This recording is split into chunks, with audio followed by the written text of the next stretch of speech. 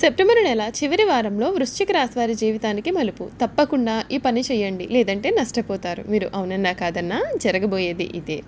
అసలు సెప్టెంబర్ నెల చివరి వారంలో వృశ్చిక రాశి వారి జీవితం ఏ విధంగా మారబోతోంది, వీరి జీవితంలో కలగబోయే పరిణామాలు ఏమిటి, వీరి విద్య, ఉద్యోగ, వ్యాపార, వైవాహిక జీవితాల్లో వృశ్చిక రాశి వారికి ఏ విధంగా కలిసి రాబోతూ ఉంది, వీరి జీవితం ఏ విధంగా ఉండబోతోంది అనే విషయాలన్నింటి గురించి మనం ఇప్పుడైతే క్లియర్గా ఈ వీడియో ద్వారా తెలుసుకుందాం.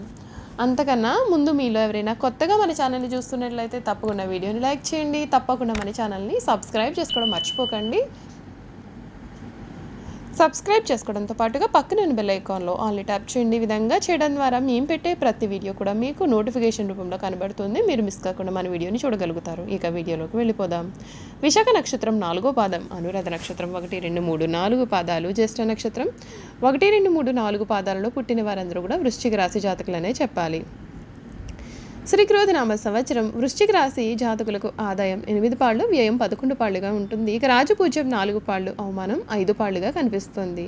శ్రీక్రోధనామ సంవత్సరం నందు వృశ్చిక రాశికి చెందినటువంటి వారికి పంచాంగ గణన ఆధారంగా ఈ సంవత్సరం మీ రాశిలో బృహస్పతి 7వ స్థానమునందు సంచారం, శని 4వ స్థానమునందు సంచారం, రాహు 5వ స్థానమునందు, కేతువు లాభ స్థానమునందు సంచారం చేయనున్నారు. ఈ రాశి వారికి అర్ధాష్టమ శని ప్రభావం ఉన్నప్పటికీ కూడా కళత్రంలో గురుని అనుకూల ప్రభావం చేత మరియు పంచమంలో రాహు, లాభంలో కేతువు యొక్క అనుకూలత కారణంగా శ్రీ క్రోధినామ సంవత్సరంలో మధ్యస్థం నుండి అనుకూల ఫలితాలు అయితే గోచరిస్తున్నాయనే చెప్పాలి. వృత్తి, ఉద్యోగ, వ్యాపారాల పరంగా ఎదుగుదలకు ఈ సంవత్సరం అనుకూలిస్తుంది. ఉద్యోగస్తులకు ఉద్యోగంలో పని ఒత్తిళ్లు ఉన్నప్పటికీ ఉన్నతాధికారులు మన్ననలు కూడా పొందుతారు. అనుకున్న పనులు అనుకున్న విధంగా పూర్తి చేసే అవకాశాలు అయితే కనిపిస్తూ ఉన్నాయండి. ఈ వృశ్చిక రాశికి చెందినటువంటి వారికి సెప్టెంబర్ నెల చివరి వారం అనేది వీరి జీవితానికి చక్కని మలుపుకు దారి తీయబోతోంది. మీరు కొన్ని పరిహారాలు చేసినట్లయితే మీ జీవితంలో మీకు తిరగనేదే ఉండదు. ఈ వృశ్చిక రాశికి చెందినటువంటి వారికి ప్రేమపరమైనటువంటి విషయాలు కూడా ఈ సమయం అయితే చాలా అనుకూలత అనేది కనిపిస్తున్నాయండి. జీవిత భాగస్వామితో చాలా ఆనందంగా వీరు కాలాన్ని గడుపుతారు. శారీరక సౌఖ్యము, మానసిక సౌఖ్యము, ఆనందాన్ని ప్రేమ జీవితంలో పొందుతారు. ఇక వీరి ఆర్థిక విషయాలు చూసుకున్నట్లయితే వృశ్చిక రాశికి చెందినటువంటి వారికి ఈ సమయం అంటే సెప్టెంబర్ నెల 3వ వారంలో ఆర్థిక పరంగా మీకు ఇప్పటి వరకు ఉన్నటువంటి కష్టాలన్నీ కూడా తొలగిపోయి పురోగతి అనేది కనిపిస్తుంది. అప్పుల బాధలు కూడా తగ్గుతాయి. ఉద్యోగస్తులకు ప్రమోషన్లు, వ్యాపారస్తులకు ఆర్థిక అభివృద్ధి కూడా కలుగుతుంది. వీరి కెరియర్ విషయంలో అనుకూలిస్తుంది. కెరియర్ పరంగా మీరు చేసేటటువంటి ప్రయత్నాలు ఏవైతే ఉన్నాయో అటువంటి ప్రయత్నాలు ఫలిస్తాయి. నిరుద్యోగులకు ఉద్యోగ ప్రాప్తి కలుగుతుంది. ఉద్యోగస్తులకు ప్రమోషన్లు కూడా లభిస్తాయి. వీరి ఆరోగ్యపరంగా చూసుకున్నట్లయితే కనుక వృశ్చిక రాశి వారికి అర్ధాష్టమ శని ప్రభావము చేత గత కొంతకాలముగా ఏదైతే అనారోగ్య సమస్యల నుండి మీరు చాలా ఇబ్బందులు అయితే పడి ఉన్నారో, కళత్రములోని గురుని ప్రభావము చేత ఆయా అనారోగ్య సమస్యల నుండి బయటపడతారు. ఆరోగ్య విషయాల్లో మార్పు వచ్చి ఆరోగ్యాభివృద్ధి కూడా కలుగుతుంది. కాకపోతే ఆరోగ్యపరంగా ఖర్చులు పెరిగే సూచనలు అయితే ఉన్నాయి. మీరు చేయాల్సిన పనులు ఏమిటి అంటే వృశ్చిక రాశి వారు మరిన్ని శుభ ఫలితాలు కోరుకున్నట్లయితే కనుక శనివారం రోజున శనికి తైలాభిషేకము చేసుకోవడం, దశరథ ప్రోక్త శని స్తోత్రం పఠించడం, శనివారం రోజున వెంకటేశ్వర స్వామిని పూజించడం చేయాలి. శనివారం రోజున నవగ్రహాల ఆలయంలో శనికి తైలాభిషేకం చేసుకోవడం కూడా మంచిదే. గురు దక్షిణమూర్తి స్తోత్రాన్ని పఠించడం వలన మరింత శుభ ఫలితాలు అయితే కలుగుతాయి అని జ్యోతిష్య శాస్త్రం చెబుతోంది. ఈ రాశివారు ధరించాల్సినటువంటి రత్నము పగడము, ప్రార్థించాల్సిన దైవము దుర్గాదేవి అమ్మవారు, సుబ్రహ్మణ్య స్వామివారు. వృశ్చిక రాశి వారి జీవితం ఏ విధంగా ఉండబోతోంది మనం ఇప్పుడైతే తెలుసుకున్నాం కదా. ఇక వీరి గుణగణాలు ఏమిటి, వీరు చేయాల్సినటువంటి జాతకపరమైన పరిహారాలు అనేవి ఏ విధంగా ఉంటాయి, అసలు వృశ్చిక రాశి వారి జీవితంలో ఈ సమయంలో కొన్ని వ్యవహారాలలో స్థిరమైన బుద్ధితో వ్యవహరించి మంచి ఫలితాలను అయితే అందుకుంటారండి. వ్యాపారంలో లాభదాయకమైన ఫలితాలు కూడా కనిపిస్తున్నాయి. సకాలంలో సహాయం చేసేవారు కూడా వీరికి కనిపిస్తారు. శివారాధన శుభప్రదం. గొప్ప గొప్ప శుభకాలం అయితే ఈ సమయంలో మీకు నడుస్తుంది. మీ రంగాలలో కీర్తి ప్రతిష్టలు పెరుగుతాయి. మీ అధికార పరిధి అనేది కూడా పెరుగుతుంది. సమయానుకూలంగా ముందుకు సాగి అందరి మన్ననలు అందుకుంటారు. మీ పనితీరుకు ప్రశంసలు లభిస్తాయి. ప్రారంభించిన పనులలో ప్రతికూల ఫలితాలు ఏర్పడిన పట్టుదలతో వాటిని అధిగమిస్తారు. కుటుంబ సభ్యుల మాటకు విలువ ఇవ్వడం వలన ఇంట గెలుస్తారు. ప్రశాంతమైన జీవితం కూడా మీకు లభిస్తుంది.